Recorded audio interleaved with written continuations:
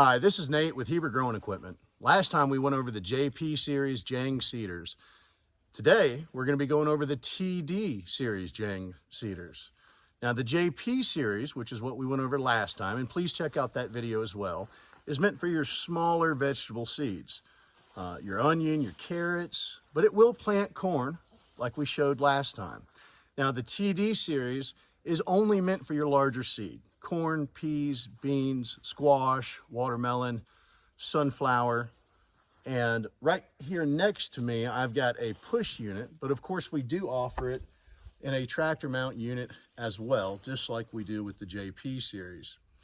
Another common thing with the JP series is we've got this offset handlebar, which makes it much easier when you're walking down a row and you're doing multiple rows of, we'll just say corn, and you need to kind of side straddle that row.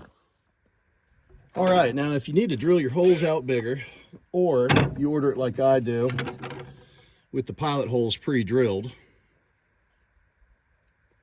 what you're going to want to do is you're going to want to find a drill bit that's just barely bigger than that variety of seed that you're going to be using, and drill your holes out. Now you want to be very careful because these plates will break, and you do not have to order them with these pre-drilled pilot holes. That's just what I personally like to do. You can send us a seed sample and we'll match it for you. We'll drill it out for you. That's not a problem. Or if you just like to have a couple extra plates laying around, you don't know what you might get into, this is a good option just to have there. Like I said, be careful because they can break. So let's go ahead and drill a hole out.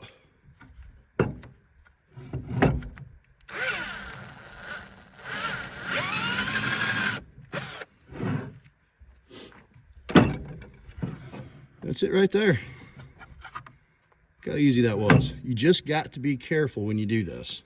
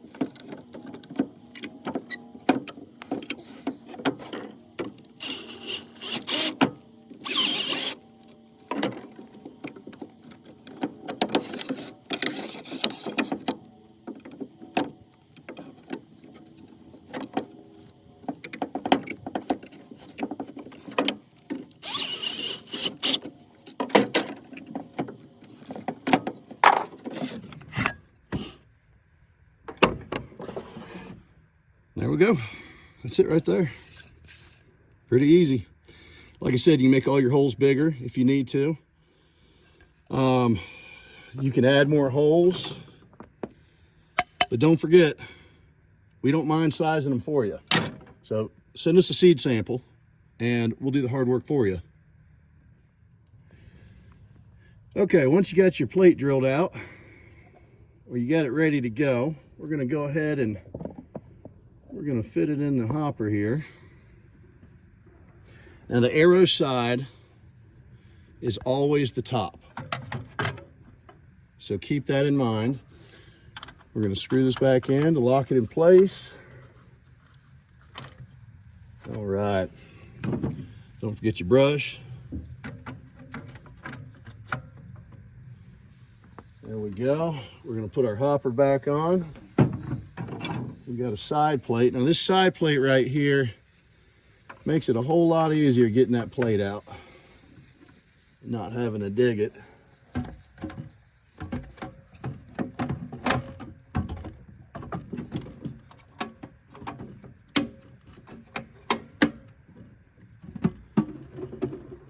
All right, let's go ahead and put our peas in here.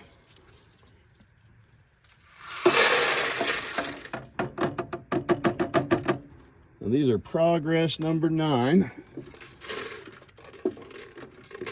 And most likely in the field, you're gonna be putting a whole lot more than that, but that will get us through this demonstration right here. Now, just like the JP series that we went over the other day, we've got our gearing chart, okay? This is for our sprockets. This is what's going to determine our spacing along with our holes. So we just drilled out 8 holes, which means we're going to get between 4.3 and then all the way up to 10.6 inches. Now we're going to plant these peas at 6 inches here. So we're going to look up. That rear sprocket's an 11. That front sprocket's a 13. So let's see what we got. Okay, we've already got an 11 in the rear, and the front needs to be a 13. So let's go ahead and change this one out.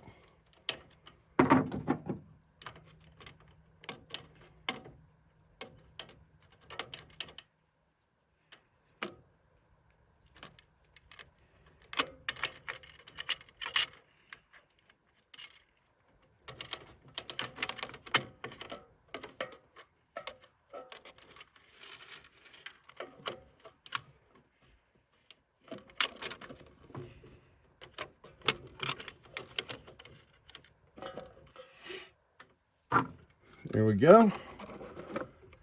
Quick and easy.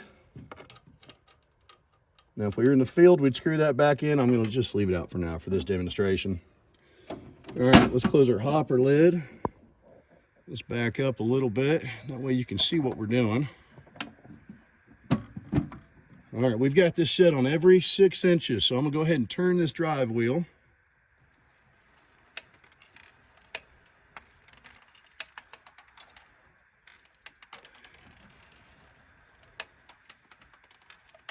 And you can see how perfectly it singulates these.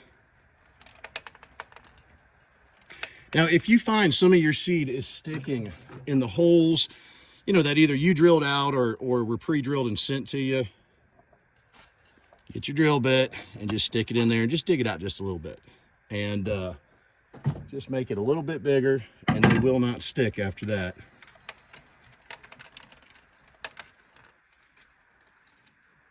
Yeah, that's good to go right there. Now, just like the JP series, we can adjust our depth with this nut over here. We're going to loosen that, and that's going to allow these openers right here to come down or come up. You know, a lot of this stuff is set on these bigger seeds are set between 1 and 2 inches. Once you get that set, you're good to go. This piece back here, you can loosen it. You can change the pitch of it. That's going to throw more dirt, less dirt up behind it. And of course, that's your padding wheel right there. That's going to pad all the sole around the seed so you have good contact. Now, to get your seed out of the hopper, you're going to take the top of it off, get it out of the way. You're going to remove this side piece right here. And you're going to stick a cup or anything and just brush them off. You'll be able to get most of them. You can have some seeds still that are stuck in the seed plate, but that's not a big deal because all we're going to do to get that out, let's just put our cup under here and we're going to run this till we got all of them out. Okay, let's talk about flat seeds like watermelon or sunflowers. Now, flat seeds, they're difficult. You know, the best thing to plant them with would be a vacuum seeder. They're just a little bit odd. So they can be a little bit difficult to plant. But don't get me wrong, this TD series will plant it just fine. Now, every now and then it may not singulate it, and you're just going to have to deal with that. Most of my watermelon guys are totally fine with that. They'd rather a couple fall. Sunflowers doesn't seem to be too big of a deal, but there is a trick. Now, remember, the arrow is always the top. That's always the top of the seed plate, so it's going to sit into that hopper like this. If you notice, the top has got a lip here in the middle. And the bottom has got a small lip itself. Now here's a trick. For you guys that are planting flat seeds, watermelon, sunflower, squash, take a grinder. Now I don't have one on me because we're here at the tailgate of my truck, but take a grinder or a sander, and what you're going to do is you're going to grind that or sand it down, that little lip right there, to where it's completely flush with the rest of the seed plate. And that's going to allow that seed plate to sit into that hopper just a little bit deeper, a little bit better, and it's going to singulate it better. So don't forget about that tip. So let's take a look at this. You can see the many holes I got in here, but these are the pilot holes. Remember, that's how I order them. These two larger holes here are the ones that I drilled out for this watermelon seed. Now, we've got 2 holes, and what 2 holes is going to allow us to do, and forgive me if you cannot see this, it is on our website. I'll be happy to send it to you. Bear with me, the sun's trying to beat me down right now. But we've got 2 holes here, so that's going to allow us to go anywhere from 16 on up to 42 inches of in-row plant spacing. And let's see, to get 24, so 2 feet, our rear sprocket needs to be an 11 and our front needs to be a 13. Now let's see what we've got on our, we just happen to get lucky from those P's, and we've got a 13 and we have an 11. So let's go ahead and roll with this. Don't forget to put your side plate back on here. As you pour seed, it's going to pour out. Arrow side up. Let's get that nice and tight in there. We're going to screw this back on. We're going to place our hopper. Oh, let's not forget about the brush. Not the end of the world, but doesn't make things run as smooth if you don't have it. All right, let's open up our hopper.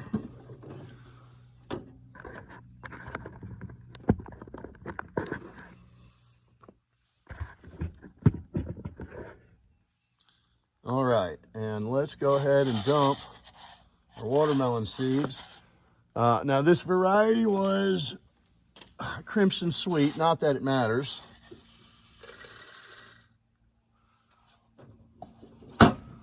We're going to shut our hopper. If we were in the field, we would not forget to put this back in our side plate, but we're not, so we can leave it off for right now. And let's go ahead and turn this drive wheel, and let's see how this does. All right, we're going to check the singulation of these watermelon seeds. Let me go ahead and get on this side so I'm not in your way.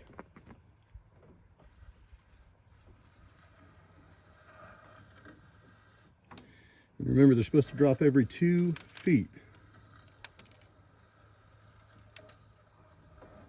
And that concludes our walkthrough of the TD series Jang cedar. If you have any questions, please feel free to comment below, email us, shoot me a message, or call me directly. If I missed anything, feel free to point that out. I'd love to hear y'all's feedback. If you enjoyed the video, please like and subscribe. We'll keep making them. We'll keep introducing this equipment. We'll keep going through it with y'all. We want you to be successful, so let us know how we can help you grow.